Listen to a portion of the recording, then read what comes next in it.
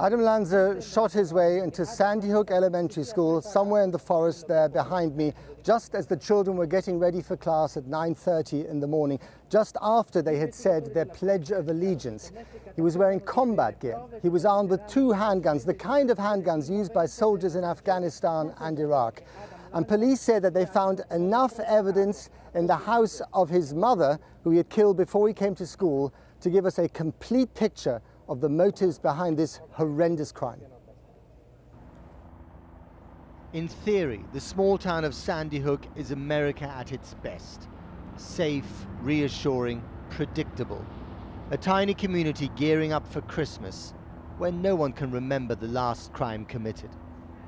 Now Sandy Hook is filled up with alien presences, the media, the police, and of course the inexplicable horror that descended on this community yesterday morning. The shooter may be dead, but his actions haunt everything and everyone here. We met Marianne Jacob, the assistant librarian at the school. She was there when it happened. We were just getting our day started, and we had a 4th grade class in the room, and the intercom came on as if they were going to make an announcement, and there was you could hear some confusion in the office, and I actually thought one of them had hit the button by themselves by accident, and so I called the office to say, hey, the intercom's on, and Barbara, who's one of the secretaries, said there's a shooter. So I hung up and I yelled to our group to lock down the room, because we have a process for that, and I ran across the hall and yelled to the 2 classrooms across the hall and slammed their doors, and we came back in and locked all our doors, and then we discovered that, and then we started hearing shooting. You could hear it. It was like bang, bang, bang, bang, and it would stop and it would start again. And how many children did you have with you? We had 18 kids with us, a 4th grade class. So, you know, they were like, is this a drill? What's going on? And we just said, hey, we don't know. We have a routine. We're gonna do what we're supposed to do, and we'll wait and see what happens. And they sat quietly. They were so good. And I think they were a little scared. And then we discovered one of our doors was unlocked.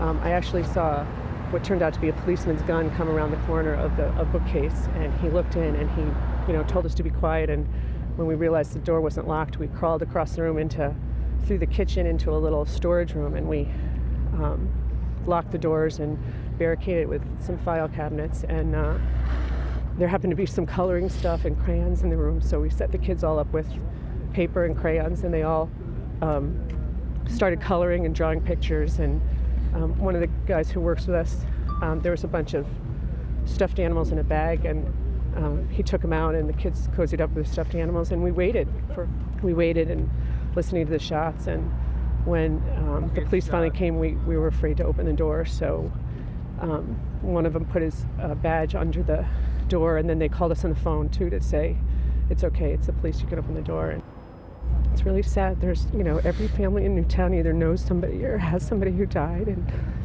it's just really This is sad. a really small, incredibly safe and tightly knit community. It's unimaginable, isn't it? It's unimaginable anywhere. Anywhere. I mean, it's an awful thing, and this is hard to believe that we're in the middle of all this. Do you think this community will heal? Will it come out of this? We have to. We have a lot of kids left, and a lot of families who need our support, and we have to. She and so many other teachers are the heroes of this horror story. I told them to be quiet. I told them we had to be absolutely quiet because I was just so afraid that if he did come in and then he would hear us and then he would maybe just start shooting the door. So I said, no, we just have to be absolutely quiet. And I said, there are bad guys out there now. We need to wait for the good guys. They're coming again. This is the road where the killer lived with his mother. Affluent American suburbia. Apparently he shot her first before going to the school. He used the 3 guns she owned. Adam Lanza, 20 years old, brilliant at maths, painfully shy, a loner who became a mass murderer. How often have we heard that line after a mass shooting? The police told us that all the clues to the crime and to the motive were found in the dead mother's house. The nation is in shock, and for the first time a president often accused of being too economical with his emotions found more tears than words. The majority of those who died today were children. Beautiful little kids between the ages of 5 and 10 years old.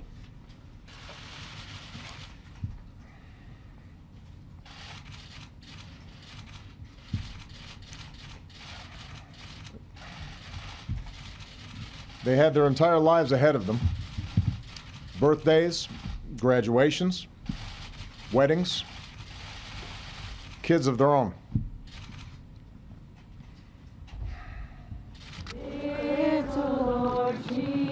Back in Sandy Hook, they've embarked on the searing business of grieving and healing. This is the St. Rose Catholic Church. 7 of the dead children went to Sunday school here. The Christmas manger is a heartbreaking reminder of innocence lost to slaughter. Sandy Hook, another small town in America, immortalized for all the wrong reasons. There was a particularly chilling image earlier in the day when the refrigerated mobile mortuary truck, which had been sent up from New York, was seen leaving the premises of the school, presumably with the bodies of the dead on board. Now, there are literally hundreds, if not thousands, of journalists here from all over the world, from around the country, trying to find out every new morsel of information. The police clearly knows a lot, but they're not telling us yet. And they also know the names of the victims, and they haven't publicized that either. But this is what Lieutenant Paul Vance of the Connecticut State Police did say earlier in the day. Listen. Detectives will certainly analyze everything and put a complete picture together of the evidence that they did obtain, and we're hopeful that it'll paint a complete picture as to how and why this entire incident, unfortunate incident, occurred. And that was Lieutenant Paul Vance from the Connecticut State Police there. Now, the president said yesterday very clearly that there has to be some meaningful action about gun control, despite the political differences between Democrats and Republicans in Washington, to ensure that this sort of thing never, ever happens again. And to be honest, I've been here in this country for 10 years. I've heard other presidents say this, and every time it is said, very little happens. So is this now the red line that has been crossed that will finally galvanize this country and its political class into doing something about gun violence and gun control? Here's Victoria McDonald. The debate over guns is back. This is not a simplistic problem. It isn't solved easily. Within hours of yesterday's shooting, the inevitable discussion over gun control had begun. Is this just okay? Is this just all right that 100,000 people a year have bullets go through their body? And with the flag over the White House at half-mast, President Obama himself has raised the issue. So we have to come together, and we're going to have to take meaningful action to prevent more tragedies like this from happening. But will anything really change? Is the massacre of young children a shooting too far even for the pro-gun lobby? Recent history at least says not. They once feared President Obama. Shortly before his 2009 election, the shelves of gun shops were emptied because they thought he would tighten the laws.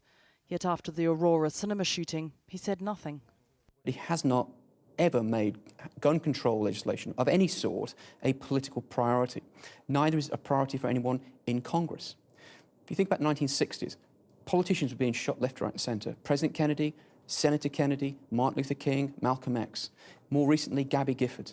Even when politicians are the target, politicians will not put their necks out and try to end handgun control access or assault weapons access. The last legislation of any significance was in the 1990s. President Clinton signed the acts introducing background checks on people buying guns and a ban on some semi-automatic firearms and on magazines holding more than 10 rounds. And following the Columbine High School massacre, he once again called for tighter controls. We must strengthen our gun laws and enforce those already on the books better. Yet that semi-automatic firearms ban expired in 2004 under George W. Bush. And even following the Virginia Tech shooting in 2007, when 32 people were killed, President Bush evaded the question. On the gun control debate, and there's inevitably going to be a debate, as there should be after an incident like this, I think now, my own view is that I haven't had time to reflect, nor do I know all the facts on what took place. I do know now's the time to help heal these hearts. But any debate in America always comes back to the Constitution and the right to bear arms. And behind every debate is the National Rifle Association, a gun lobby so powerful they make and destroy political careers. Outside the White House yesterday, a crowd gathered. Today is the day, they said. But many will believe that is just wishful thinking. Now I will leave you for now with one small irony. The gun laws here in the state of Connecticut are some of the toughest in America. We know that Adam Lanza, 20 years old, could never have purchased those guns in a gun shop by himself. He had to have taken them off his mother. But this still beggars the question why his mother, Nancy, needed 3 weapons, including a semi-automatic Bushmaster rifle. Now, we'll be discussing all of this later in the programme, and of course we'll be covering the events here in the next few days. And let me just trail ahead to a Dispatcher special, the American School Massacre, which I'll be reporting on Monday night at 8 p.m. after the news. Back to Sarah in London with all of the day's news. Sarah. Thanks, Matt.